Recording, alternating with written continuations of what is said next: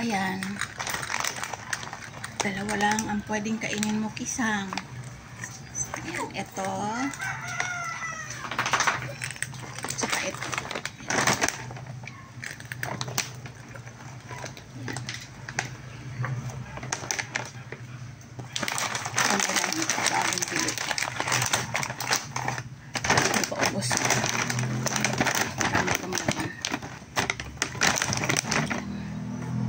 Yan lang ang pwede niyang kainin kasi nagkaroon siya ng sakit sa bato. Yan, hindi ka na pwedeng kumain ng iba. Yan lang.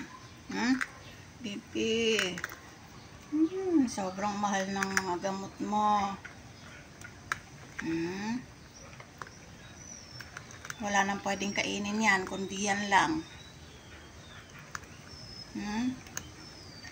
Kisang. Laki niya ko dyan. Sa tabi ng kalan siya kumakain. Yan yung mga tricks ng aking mga doggies.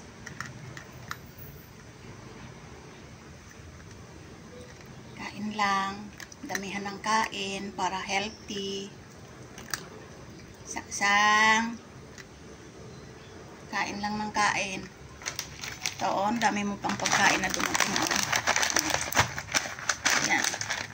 Yan lang ang pwede niyang kainin. Kasi siya ay bawal na sa iba. Yan. Yung dalawa na lang na yan. Palitan lang yan. Kasi ito medyo mahal. Ito, mahal yan. Ito medyo mura-mura. Sabit ang bili namin ito ay 250. Samantalang ito ay nasa 1.2. Pero marami naman. Marami naman siyang laman. 1 kilo. Ito ay 1 kilo rin pala to, guys. Yan. Ito, hindi ko alam kung ilang ano to. Ilang grams. Yan.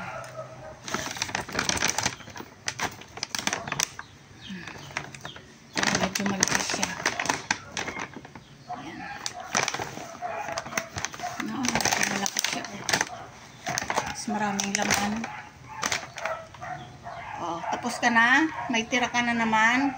Balikan mo yan mamaya, ha? So, ayan guys. Ito lang. Ito lang ang pagkain ng aking nag-iisang pusa. So, ayan. Ang aking mga doggies. Meron, good morning. Bati kayo, good morning. Good morning po. Good morning. Nanghihingi na yan ng treats. Hindi pa kami nakakapaglinis. Ayan o, katatanggal ko lang ng mga pops nila dyan. May mga bakas pa ng wiwi.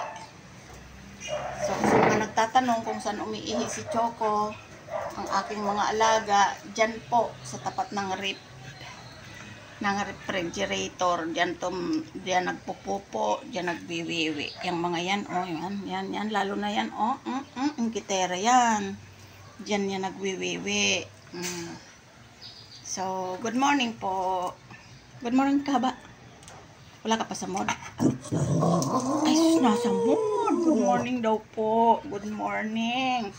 Ayan, good morning daw po. Ikaw naman, Pongging. Pongging, good morning.